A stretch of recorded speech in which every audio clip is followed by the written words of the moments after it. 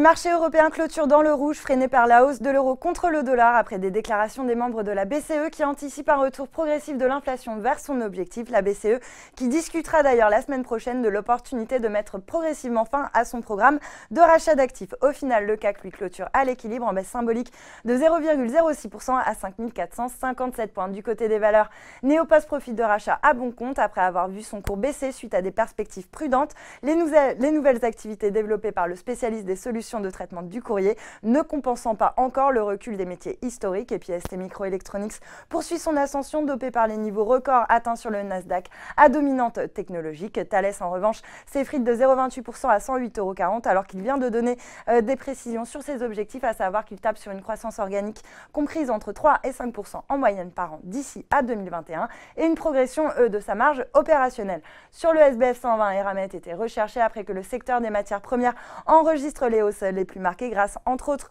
à la progression des cours du pétrole. Dans son sillage technique, FMC s'adjuge 1,31%. À l'inverse, les secteurs défensifs à l'image des biens de consommation sont mal orientés. L'Oréal signe la plus forte baisse sur le CAC avec un repli de 2,49%, suivi de Carrefour et de Danone qui perdent respectivement 1,56% et 1,4%. Dans le même secteur, Casino continue de perdre du terrain, toujours plombé par les analystes de Barclays qui ont abaissé la veille leur objectif de cours de 38 à 34 €. Les analystes qui estiment en effet que le groupe risque d'être à nouveau en situation de cash flow négatif cette année. Idem pour Pernod Ricard qui recule de 1,77% après avoir estimé pourtant être en mesure de dégager une solide croissance organique à moyen terme en Asie grâce à une démographie porteuse, au fruit de la réorganisation de ses activités et au puissant levier du numérique selon son PDG Alexandre Ricard. Voilà, c'est tout pour ce soir, mais n'oubliez pas toute l'actu éco et finance est sur Boursorama.